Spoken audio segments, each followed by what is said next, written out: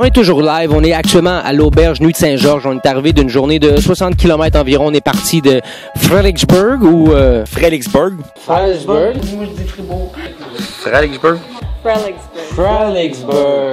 Bref, on a fait une soixantaine de kilomètres pour coucher à Fredericksburg et reprendre la route ce matin. Et là, c'est là qu'on a frappé une panoplie de vignerons. Et on aimerait ça vous dresser un peu le top 5 des choses à faire dans la route des vins du Québec. Ça commence en 5e position, en fait, avec les vins blancs. L'orpailleur arrive à faire des produits quand même intéressants, qui ont une persistance en bouche, une petite touche de pommes vertes, fleurs blanches. C'est pas pour rien, en fait, qu'ils se retrouvent sur les rayons de la SAQ, notamment avec une production assez importante. Alors, en 4e position, les vins rouges. Par exemple, la maison Gagliano propose un Frontenac noir qui est vraiment excellent. Franchement, notre coup de cœur. Alors, je pense que c'est le vin le plus complexe qu'on a goûté. Qui avait quand même un tanin qui était présent, plus de longueur en bouche que la majorité des vins rouges qu'on a goûtés, qui nous propose un ripasso assez intéressant aussi, qui est encore une fois plutôt complexe. Vraiment un beau vin quand même. En 3e position, c'est un segment de route qui est fort intéressant, surtout à vélo en fait, qu'on peut trouver entre Farnham et Fredericksburg, bien sûr. C'est une petite route qui accueille de multiples domaines, dont le domaine de l'Ardennais, le domaine du Bridge, bien sûr, et finalement le Pigeon Hill, route fort intéressante à faire, bien sûr, en vélo et en voiture. En top 2, en fait, ce sont tous les produits qui prennent essence dans le climat québécois, c'est-à-dire la neige, la glace, le froid. On fait geler les raisins, on utilise la pomme également pour faire du cidre de glace, pour faire du vin de glace. Et ce sont des produits complètement euphorisants. Des cidres vieillis qui goûtent un peu le caramel.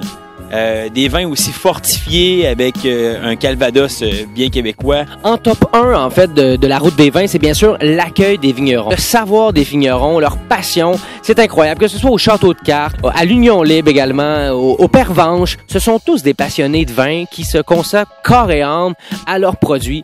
Et là, c'est assez simple. Là. On se pointe là, que ce soit en voiture ou en vélo, à partir de 10 heures l'été jusqu'à 5 heures, ça coûte absolument rien. Parfois, c'est $1 par verre. Parfois, ils vous l'offrent si vous restez, si vous intéressez au produit. C'est porté sur le produit, porté également sur le client. On se sent pas comme quelqu'un qui vient déranger le producteur. Le produit gagne à être connu et en top 1, vraiment, c'est le vigneron et le lieu de dégustation, son domaine. Vous devez passer par là. Elle est vide, hein?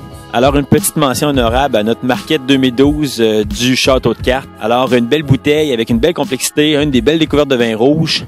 Et comme je vous disais, une mention honorable parce que la bouteille a sacré camp pendant l'arrêt de vélo. Et oui, elle a fait des culbutes sur la voie. Ça s'est passé, genre? Je crois pas. Ben écoute, en plein sur le stretch, j'ai senti de quoi tomber de mon sac et ça a fait tout. La bouteille s'est éjectée puis est allée rouler sur la route. On était chanceux, ça n'a pas pété. Ça, c'est ton château de 4 réservoirs, c'est mon château de 4 réservoirs en plus, qui était dû pour asseoir. Ça a tout magané, la bouteille est quand même toffée, puis il n'y a pas de char qui est passé dessus, vraiment chanceux, je suis parti à courir pour le récupérer. On a comme eu envie de boire davantage de Porto, parce que leur Porto est intéressant. Comme tu nous dit que ça fait longtemps qu'on n'a pas bu de Porto. Mais la fille est comme un peu sur slow motion, elle ne nous invitait pas à boire plus. $10 pour une dégustation complète.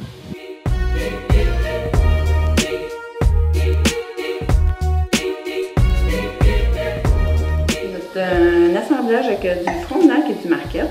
C'est un 2012.